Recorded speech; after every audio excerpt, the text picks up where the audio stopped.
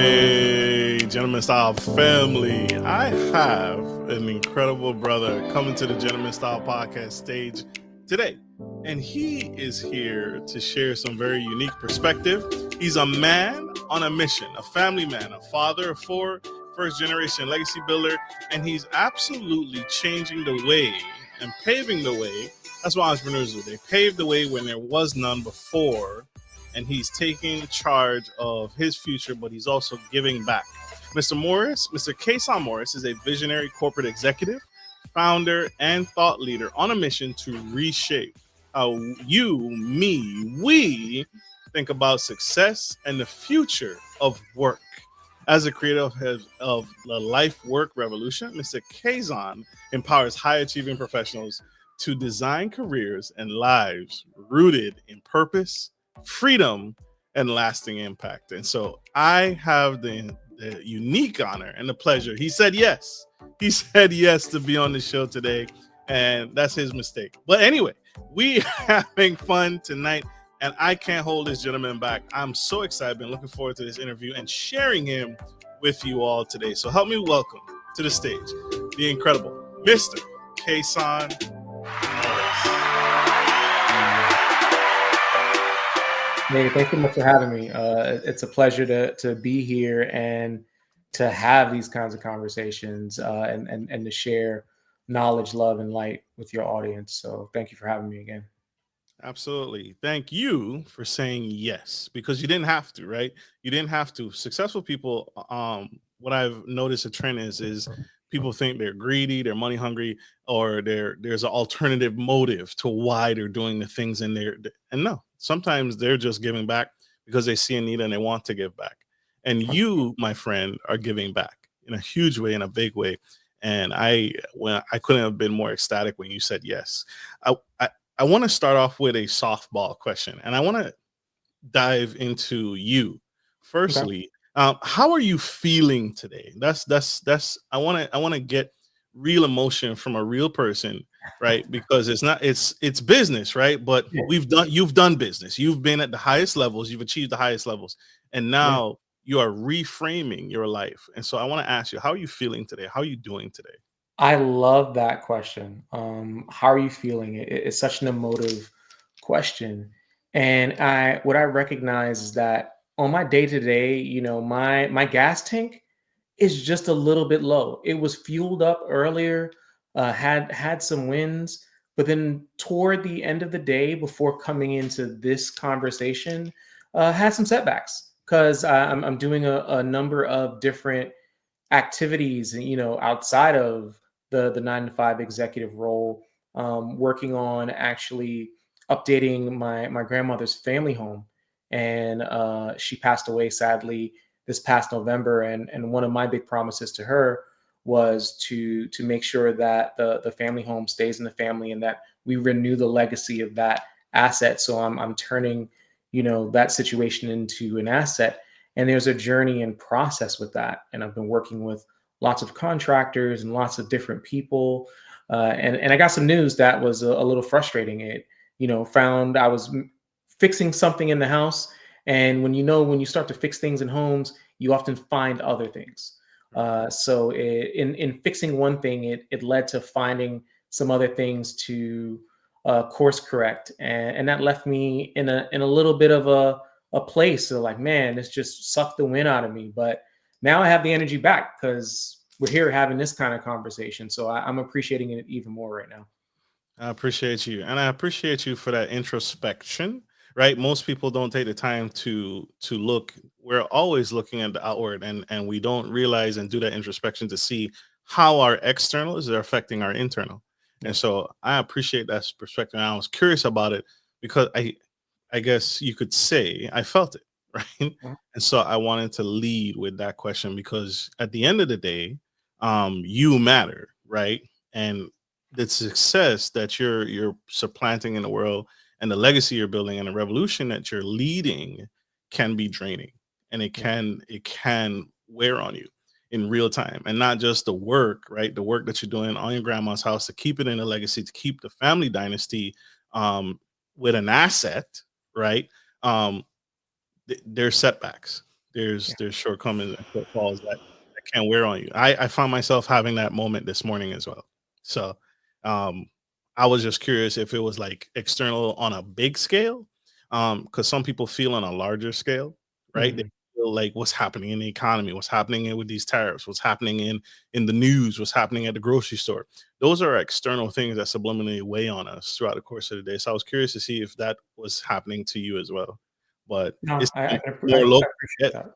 yeah, it's more localized. So Yeah, definitely. I do my best to try to think about things that are in the locus of my control, and then like what are the things that I can influence? Because oftentimes you can't change outcomes. You can change how you respond to them.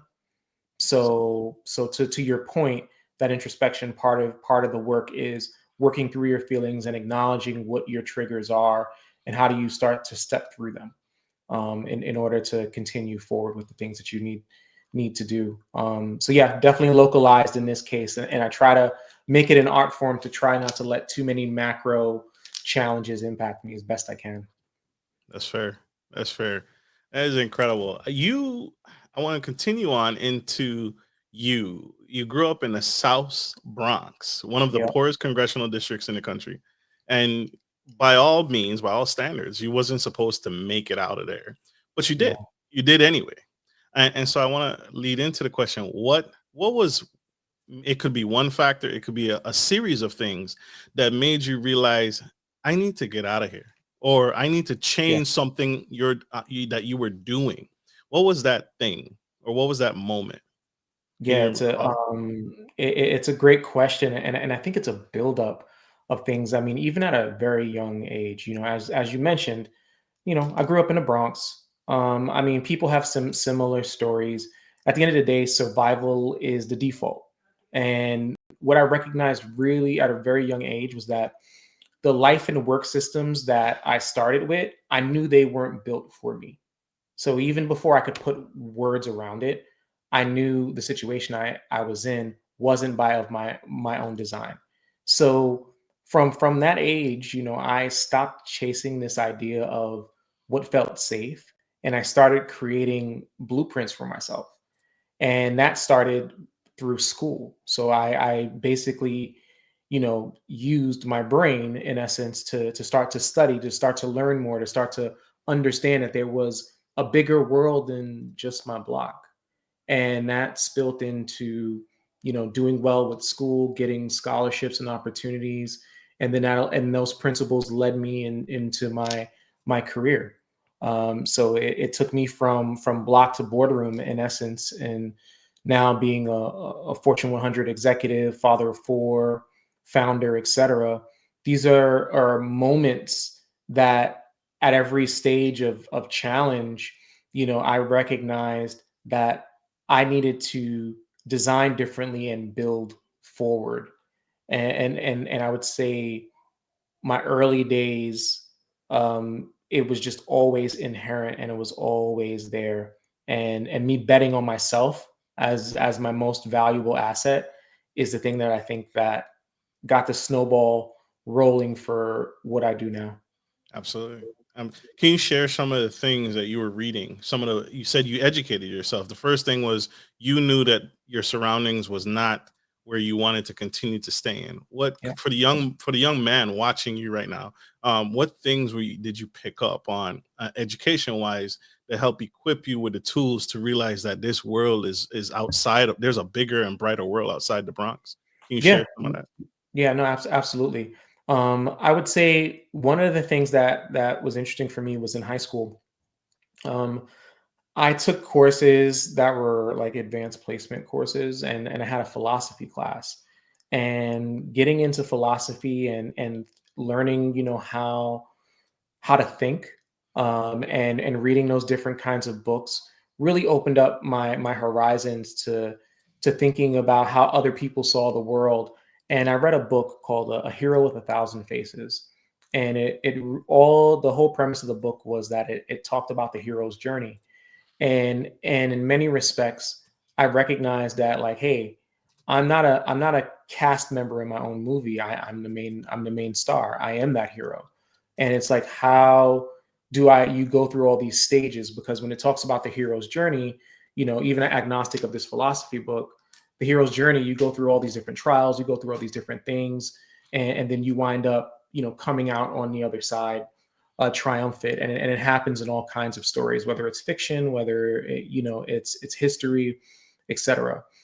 So that kind of opportunity just unlocked me in a way to saying like, well, hey, knowledge is a source of power, but you have to take action on that. So I started thinking about like different things, like, well, let me read books about finance. So one of the early books I read was like Rich Dad Poor Dad. And even though I wasn't in a position to take action against it, being exposed to those kinds of principles and those kinds of structures, it really helped me a lot. Then I got into like the 48 laws of power. So I used to just read things, and things that I looked for, I would call, what is the 10x knowledge? So, and what I mean by 10x knowledge is it's the kind of stuff that maybe has been around for a really, really long time. And no matter how far we progress in society, the principles under it last. People may add new things on top of them and try to innovate them in different ways. But when you really look at the core of what's being said, these are things that you can kind of come back to time and time again. And it kind of underpins some of my coaching and leadership and things like that. So these are all kinds of things that align to systems thinking, design thinking, neuroscience. I just was radically curious. And that's one of the principles I talk about in my coaching, is having radical curiosity. It doesn't matter what it is. It's about the attitude that you have when you show up, the desire to want to learn, to want to know, to want to do. And that will take you far, no matter what your discipline is. That's incredible. What you remind me of is Michelle Obama. I read her book. I read both her books. And in Becoming, I think that's her first book. She talks about one of the things that led her to be so successful is her parents never stifled her asking questions in the house, right? Mm. She would ask her parents a question, and typically in the Black community, stay in a child's place, right? We hear those phrases all over and over again.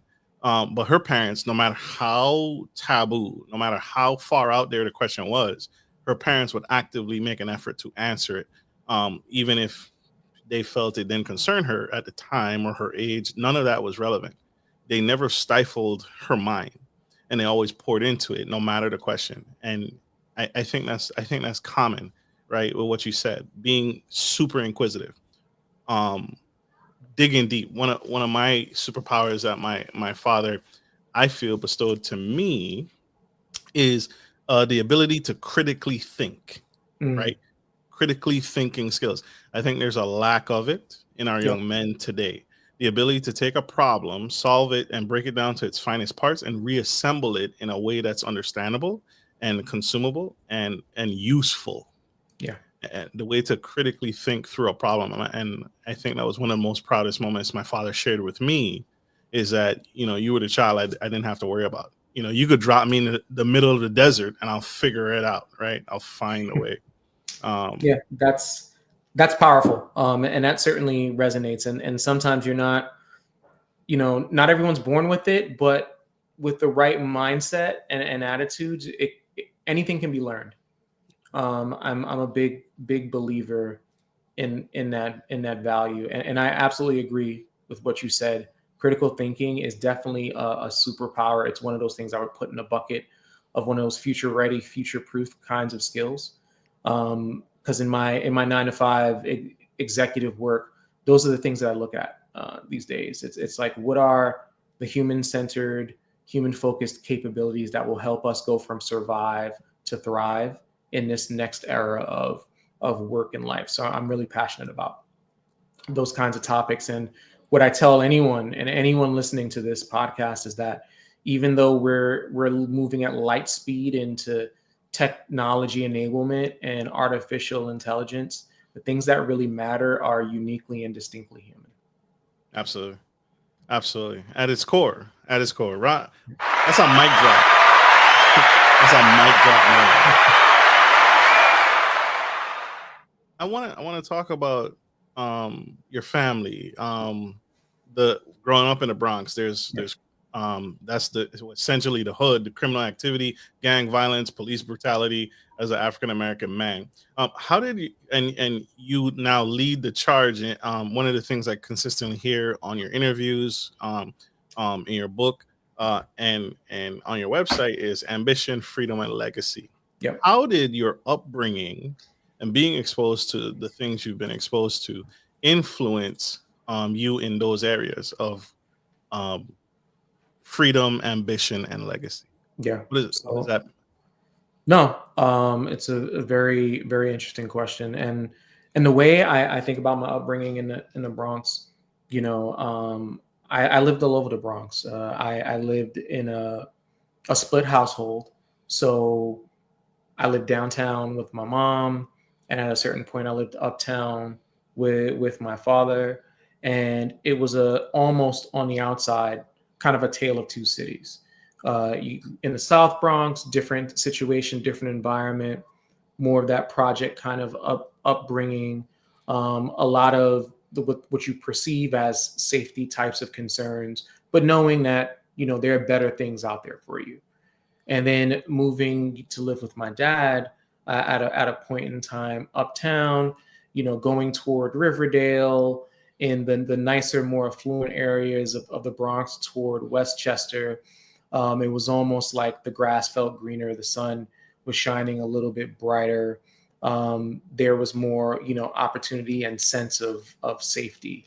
So it was like this dichotomy of living between two households, of seeing, like, the kind of place you didn't want to be, and some of the surroundings that were there, but then having love at the center, and then going to a place that felt like it was the place that you wanted to be, that felt safe, that had the house, had the trees, had the picket fences, but then within the household, there being different kinds of struggles and other things. So the dichotomy of both sort of scenarios is really what influenced and started to inform my ability to want more, and to want to navigate, and to want to build something better, and not just for myself, but just for the idea of what my family had represented, and being that kid that could do.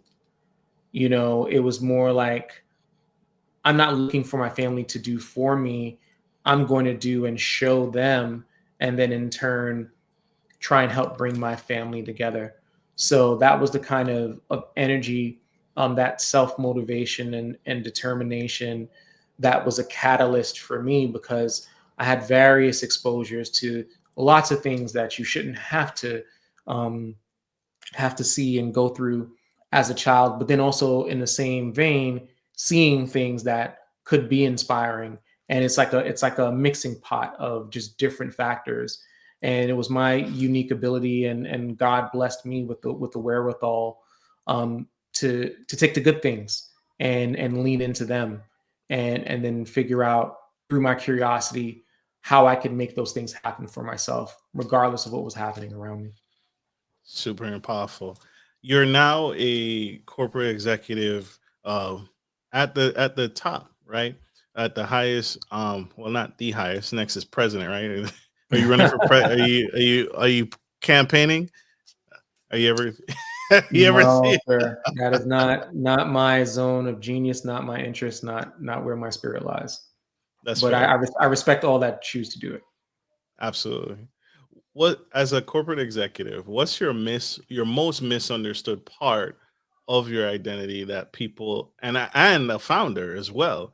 Yep. What's something that people often misunderstand about you and your identity? Because a lot of people I saw it in the military. I served in the U.S. Navy, Yep. and even after, right? I think it's a form of post traumatic stress. People identify their job as who they are, and when they Mm, lose that job, or when they yep. lose that six figure career, they no longer know who they are. outside of Yeah. that. And I found myself in that loophole where I left the military and I'm at the VA hospital and it's captain and sergeants and they're like, "What are you?" I'm Marcus Norman. No, Yeah. what were you? Well, I'm no longer that thing. And it got to a point. Initially, I would tell them what I did in the Navy, and then I stopped because I Yeah. realized that's not me. What's a misunderstanding that people have Yeah. about you as a founder, as a leader, as a father, um, in the Yeah. corporate world? When I think about it, I definitely am at a stage in my work where I work on showing up as my whole self. I mean, when you think about our communities and let alone navigating corporate, you often have to do a lot of code switching and you play a persona in order to achieve a certain status. But what I recognized early in this journey for me was that like too many talented people would get stuck because they didn't know how to turn their skills and what they do into leverage. And I was on that kind of treadmill. It was all about like promotions, new roles, but then I recognized it wasn't giving me what I really craved, which was more freedom. And what I called this in another conversation was I had this attitude and energy around like the what I would call the relentless climb. And I would always push for that next thing, that next opportunity. And now the way people see me as an executive, I get into these rooms and I don't fit the archetype. I don't fit the persona. And there's always this curiosity of like, well, how did you get here? Hmm. What are you doing that I'm not doing, or who are you in this respect? And then I'm able to lead with my expertise and my perspectives.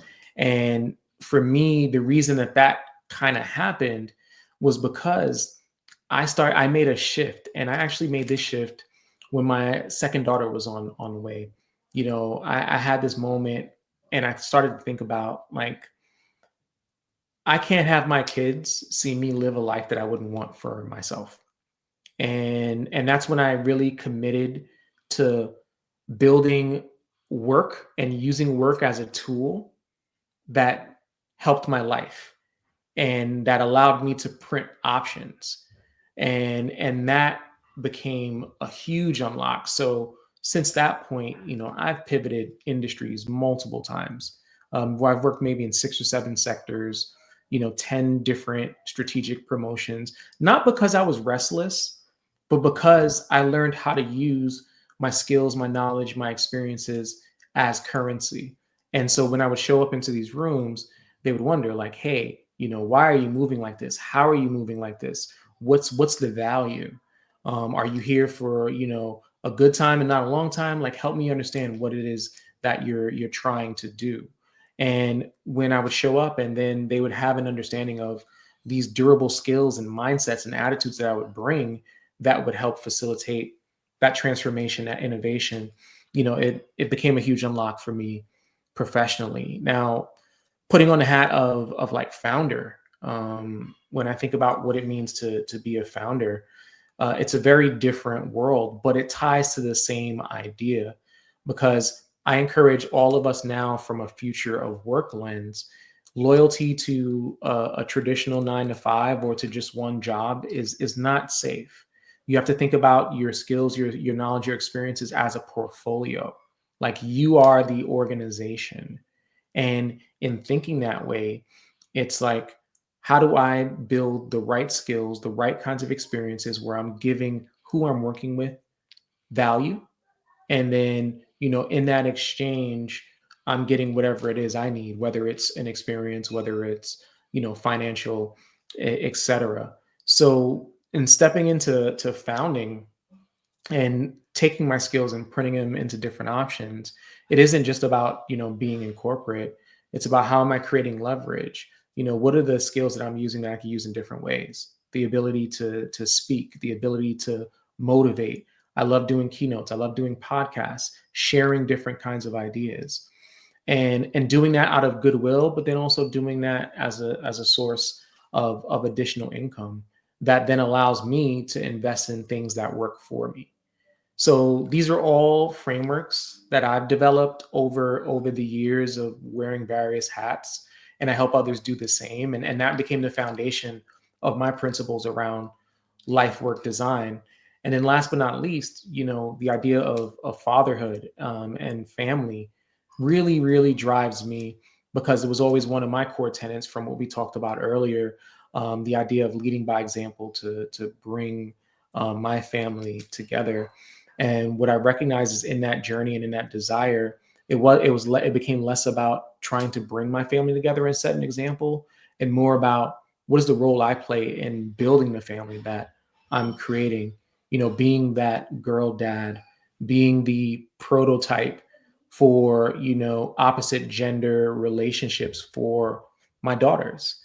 And that became especially important to me. It's the one job that I value the most and I can never retire from. And all these things tie together harmoniously for me, all these different hats. It's all a part of who I am as a person. And that's always been the main driver of this recent season of me, whether it's professional, whether it's personal, whether it's related to my family. It's all about, how do I show up in life, and then use work and my various ways of working as a tool to facilitate that. That's real.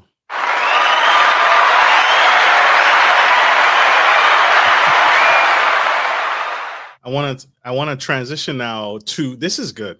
This is good, y'all. If you guys don't connect with this, I'm so sorry. Because this is necessary, right? This is necessary. I think I feel what we should have been doing all along, right? And Mr. Morris is here today sharing about how we can build this revolution around ourselves and become the what I think what we've been put on this earth to do, Yeah. which is, and that's why I feel, I'm going to ask your opinion here in a second, why you chose the word revolution. Because it requires a breaking, it requires change, even to the extremity of, you have to take back your identity by force in some cases, right? A revolt is in the word revolution. Yep. But I want to ask you here, since I have you here, ask the expert, what does revolution mean in the context of career design, and Yeah. who is it really for? That's such a good question. It stood And out to me. yeah, and I think in the context of career, and I think you have to expand it, and I'll elaborate in the Please. model that I position in my book, because my book's title was Life Work Revolution, and it's really intentional in that way, using revolution, because to the points that you made, it is about a revolt, it's about a shift that has to happen.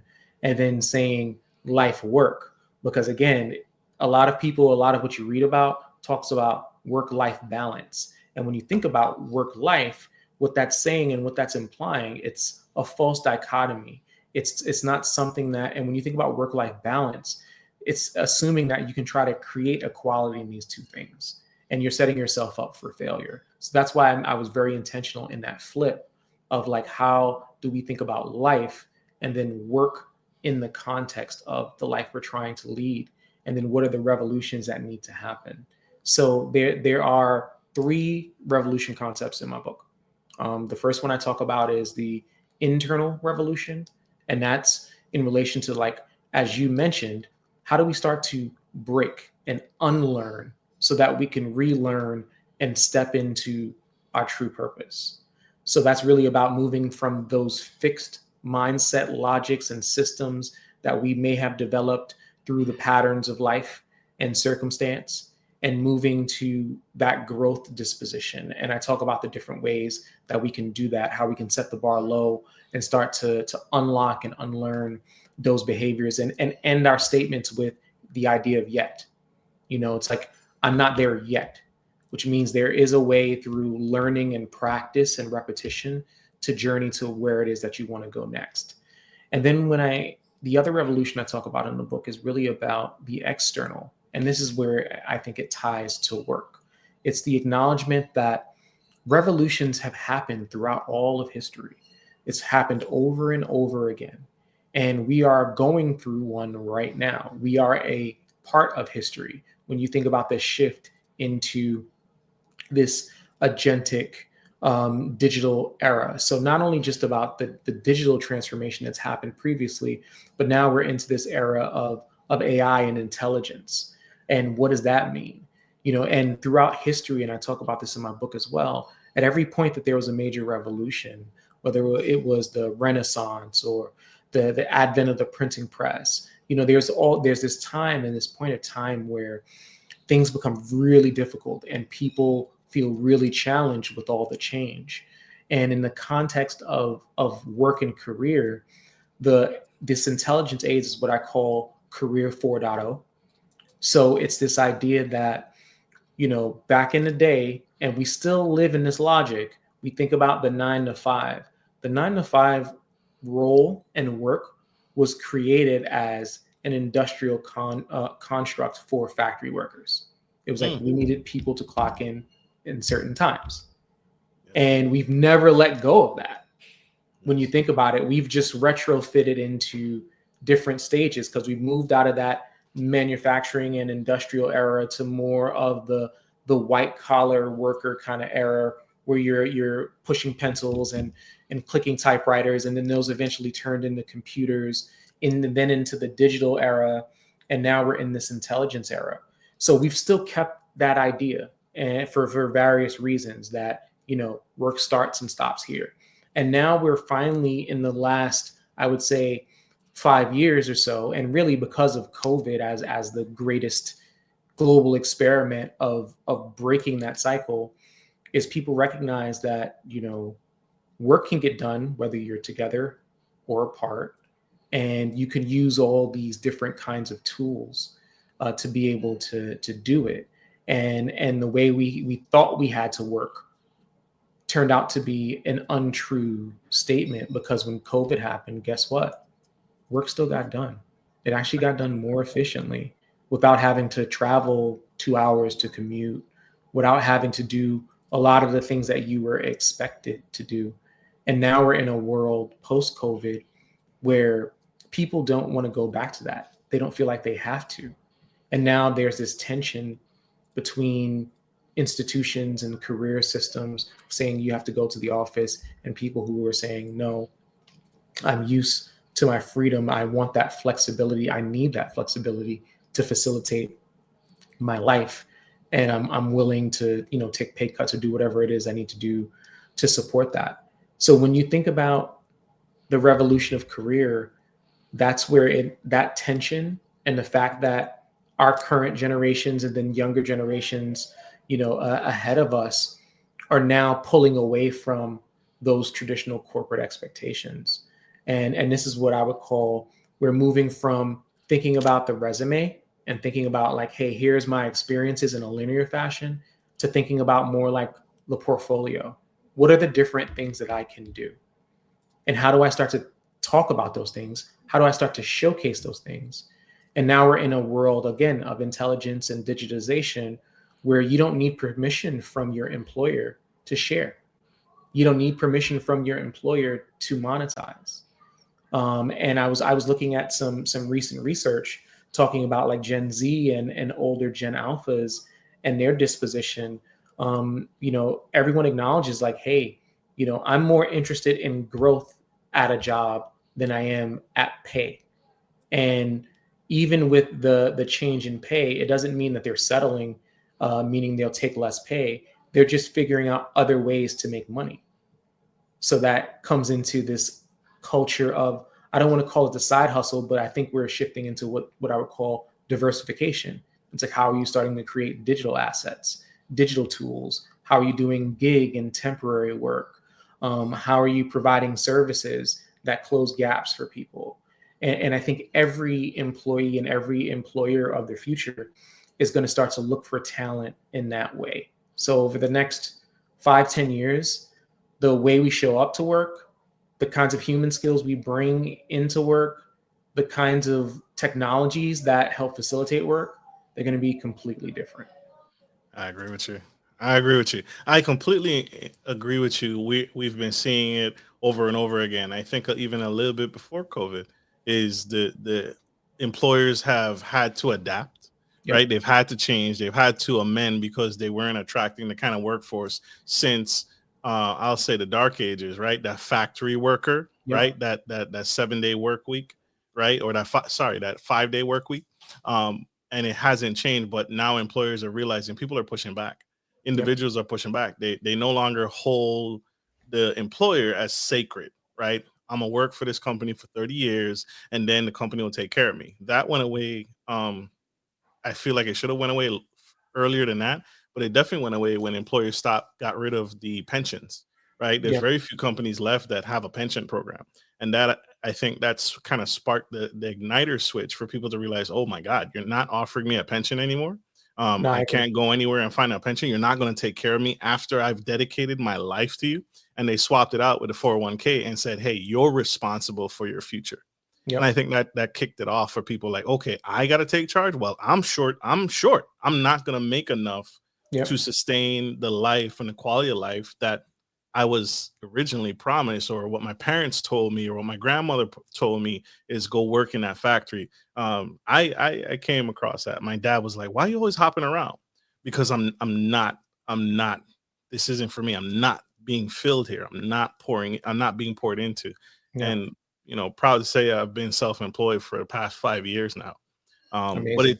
it took those gig works. It took the baby steps. It took me finding other avenues and resources outside of my employer, who was only going to grant me so much rope. Right?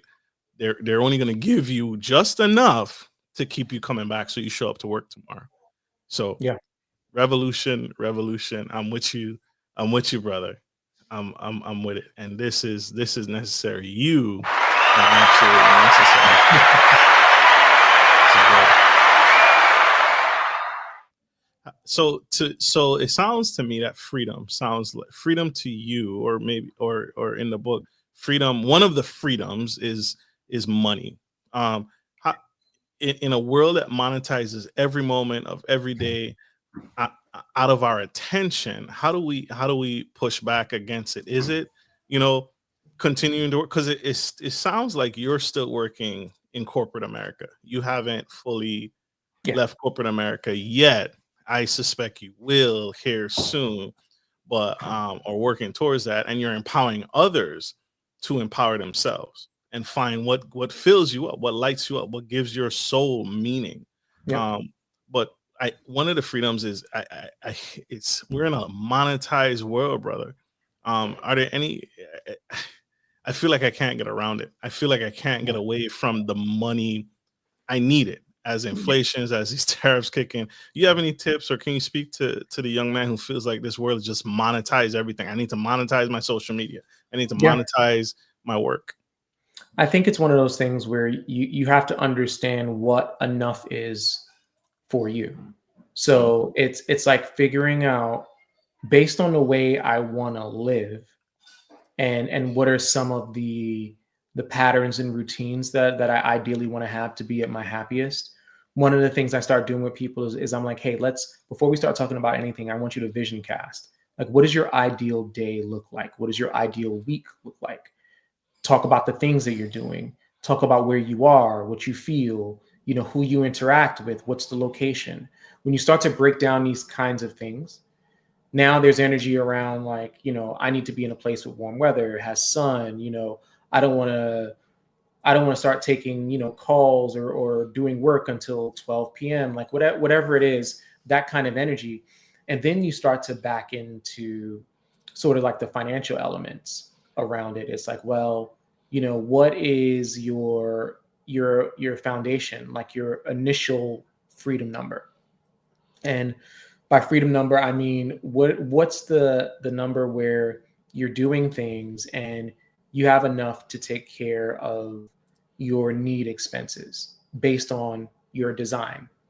So once you have that number, now it's like, okay, how do I go about doing or getting to that number? And there are different tools that you have. I think of like this mix, like almost like a DJ and a mixing board, because three things really drive people. It's the idea of money, meaning or expression. So like a DJ has levels. Yeah. So it's really all about like based on the levels and what your push right now, money might be high, but have a good reason as to why. And other things might be higher later because, guess what? You've now put systems in place that have maybe solved some of your money issues. So now you can redirect your focus to meaning or expression and creativity. So my advice for anyone listening, when you think about the idea and the construct of money. I was actually talking about this, and I'm talking about this month in my legacy series because I do quick talks on LinkedIn, and in the legacy idea, I talk about the ultimate goal isn't just about what you leave behind. It's about how you live now. And one of the first things you got to do is, how do I pay my future self? And part of paying your future self isn't just about money or saving. It's about, how am I building those rare, high value skills that can actually earn me more, but they don't create technical debt for me. There are things that I can do that actually energize me, that I actually enjoy. And there's a road to navigating to that. And then the second part of it, which I actually just talked about today, was the idea that now that you've paid your future self, how do you start to protect what you have now that you've built these systems and you're making your living wages? Do you have the right kinds of coverage? And especially to the point you made, how we're moving to this world of digital assets, how are you protecting those things? The value in, I won't say monetizing your socials, but the value in learning how to do those kinds of things is that they work when you're not working. And I would say, whether it's social media or whatever your vehicle is, the thing I want people to start to think about is how can my knowledge or whatever digital assets I produce or whatever products or services I offer, how can they work for me without me having to exchange time for that money? Because time, to me, is the ultimate denominator. It's the ultimate currency of having a life you don't have to escape from, because you can then spend that time however you want. And if you have the right mindset around this, and you again pay your future self, and then you move into protecting what you've started to build. The last piece of it to me is how do you multiply it? How do you think, you're a military guy? How do you think of your dollars like soldiers? And you put them out on the line to go recruit more soldiers, and then in turn they're building this big army. And once you have that army working for you as commander in chief, you get to live a pretty good life. Yeah. And you get to send them out to do the things that you used to have to go and step down and actually take care of, for yourself. And there's lots of different vehicles to do that. There's simple savings. Now you have AI and other emerging technologies that can help people with that, with saving and financial planning and these kinds of tools. And it really is it's a discipline. It's a discipline of, if you take those three buckets, pay your future self so you're always in demand, protect what you're building, and then multiply what you have, you won't be in that rat race. You won't stay in the rat race. I'm in a unique position where I do corporate work now, not because I have to, but because I want to. Because I see the value in what I do as an executive in helping shape the future of work and the future of what's next. To me, my founder story and my corporate story are yin and yang. It's like, if I'm telling people that they can break free from the system and they can do things on their own accord and create agency and freedom for themselves, I also need to try and help change the system. And that's my corporate purpose, is I get to do this innovative stuff with thinking about, how does work for the future? How do we attract that talent that can thrive in this new era with these new systems? So, it all works for me in a cyclical way. And when I feel like it's time for me to update my design and maybe lean more into evangelizing for the people in this way, I will certainly do that. But both parts are near and dear to me. Absolutely. I want to ask your opinion on something, on the buzzword, right? And I know this is a buzzword among corporate executives, and they don't like it. Um, is quiet quitting. We live in a cancel Mm, culture society, and it seems that I interviewed a young lady who actually teaches individuals. She coaches people to quit for that higher pay increase, yeah. quit for that bump up, right? And use those tools that you acquired that corporate paid for, Yep. and take it to the next agency to make yourself more money, more income, more revenue. Um, how do you feel about that? Because that's the new kid on the block. What's Yeah. your take on the rise of quiet quitting, rebellion, or resignation? Uh, do you Mm, feel it's a part of the revolt, I do. evolution? I You do. do. I feel like it is a part of it, and I actually, hot take here is I would encourage it. Oop, Really? yeah, I would say let's take it back and say it's less about quiet quitting and that hot phrase, but more about the discipline and what's behind it. It's like, how are you thinking about yourself as an asset? How are you looking at what's happening in the market and being able to get your worth for your time and energy and experience exchange? So when you think about it, most corporate structures, they're not set up to compensate you fairly. The best time you have to actually make the greatest amount of money is that first time you get hired. The trajectory to get promoted and to become compensated fairly is actually a diminishing return. So the art of the pivot is actually a very powerful thing, but I caution against the idea of quitting just to for the sake of quitting to try to get the next bag, Okay. because there's some things that are more important than just that jump in income. Sometimes it's your routines. Sometimes it's the work culture that you're in.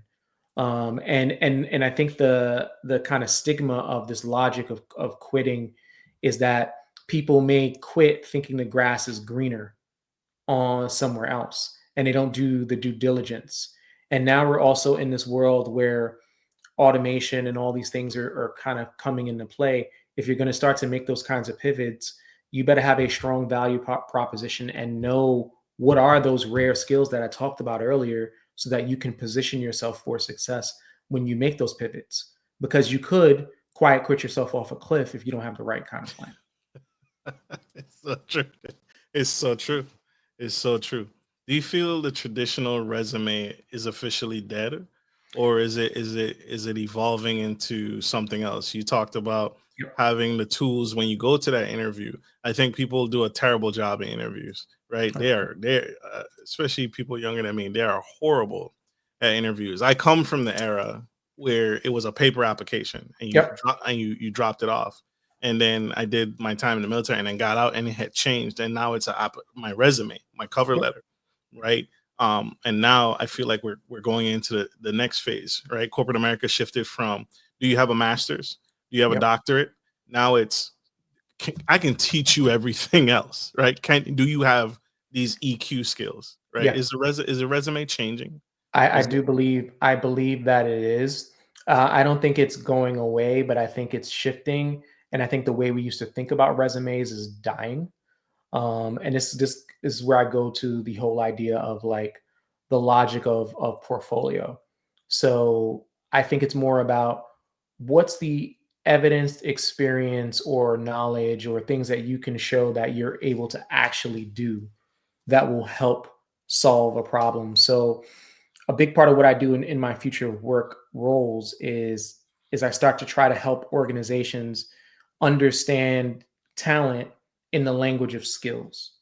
Like, what are the skills that we need in order to execute on business outcomes?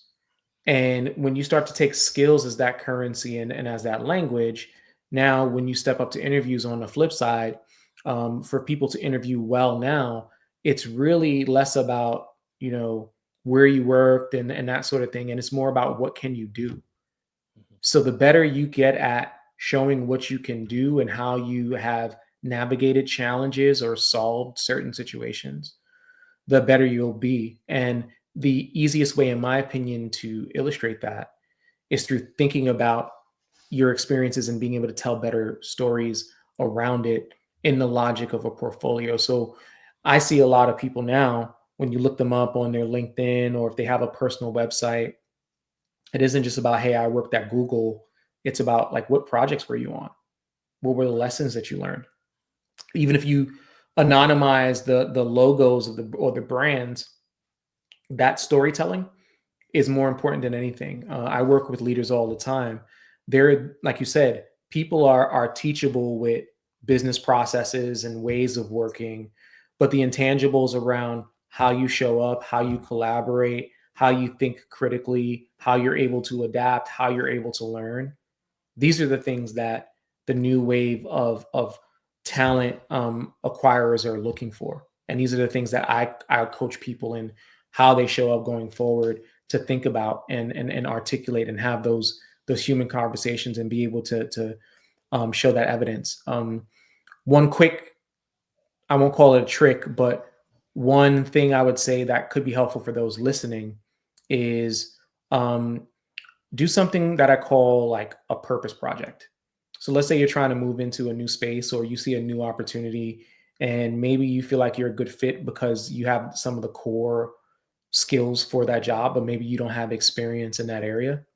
Mhm. One of the best ways you could show up to an interview is actually do a project.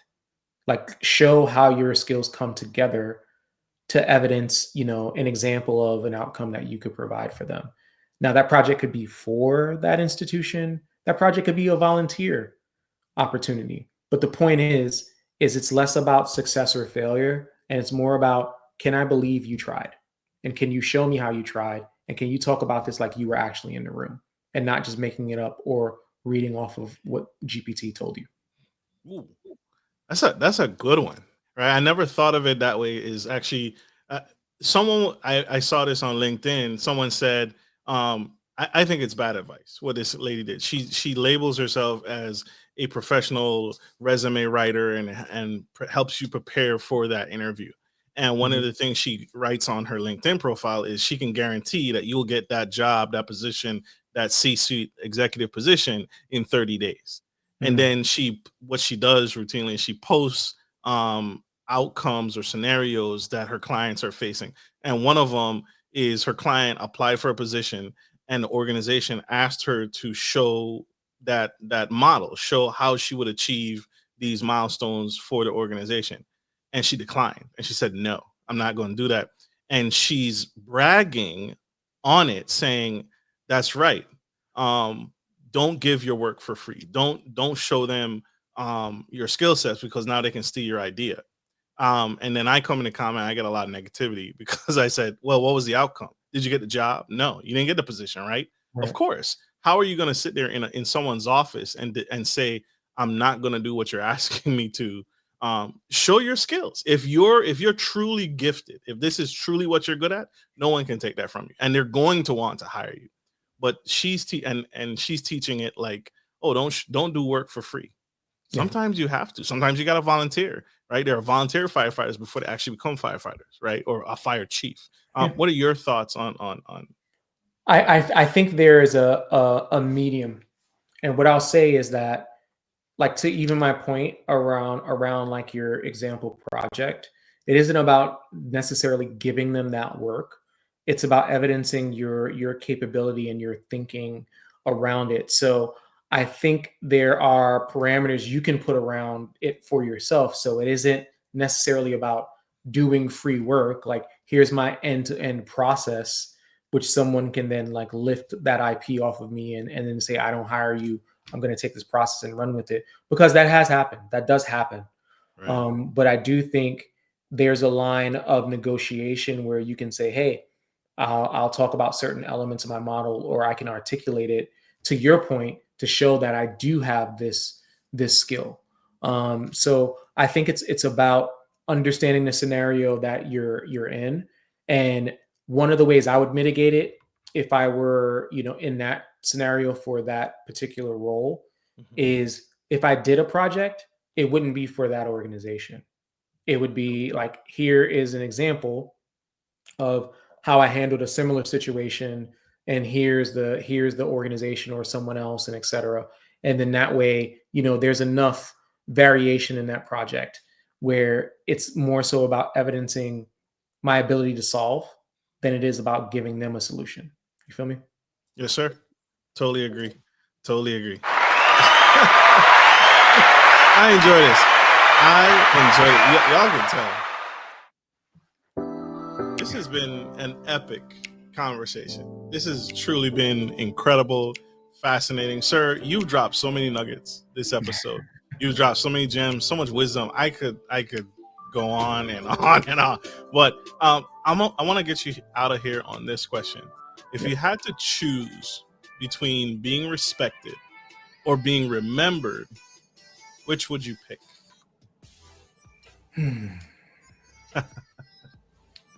Being respected or being remembered?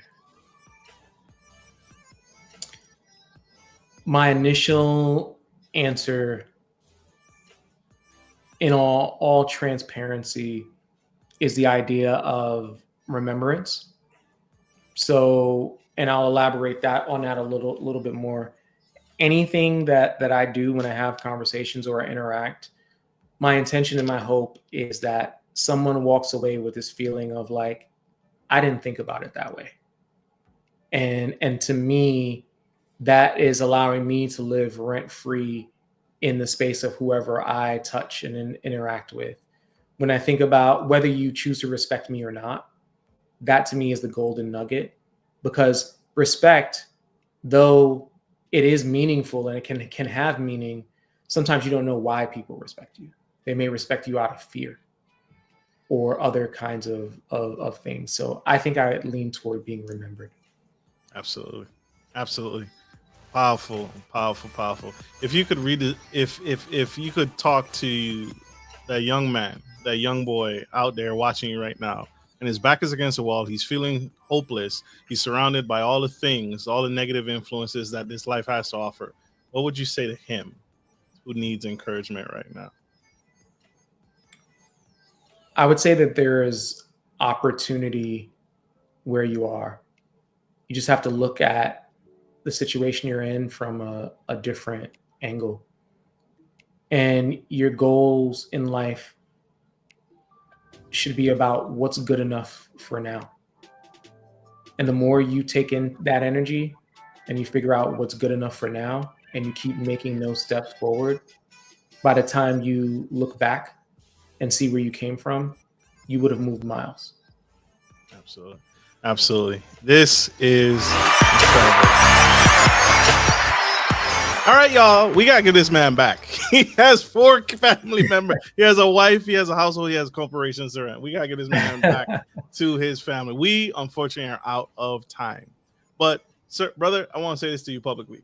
Don't ever quit. Don't ever give up. We need you. We need what you're doing. I appreciate you, sir. Thank you so much for that encouragement. Absolutely. How can people connect with you? How can people learn more? How can people, the train has left the station, but it's not too late to hop on board. Yeah. I think one of the best ways to reach out to me is I have my own personal website, KasonMorris.com. I'm still building, still evolving, still learning. I'll change that. It shares my story, it shares my services, shares other work that I do. The other thing is I try to keep active on LinkedIn. Not too hard to find. Just look me up under my full name, and happy to connect. And then also I have my book out, Amazon best-selling book, Life Work Revolution, can be found on Amazon and on most publishing platforms. Give it a read. Audiobook available as well. Support the movement, you know. Absolutely. Support the revolution. Yes, sir. Love it, love it, love it. All right, y'all. Thank you all for tuning in. I hope this message was insightful. I hope this was impactful. I hope this helps you level up your life and take your game to the next level and make the changes that you need to make today, not tomorrow, not next week, not New Year's, today. Start today. The revolution is now. Like we end every show, take care of your friends, take care of your family, and always take care of business. This is Marcus, your favorite host, and the incredible Kason Morris signing off. Love you guys.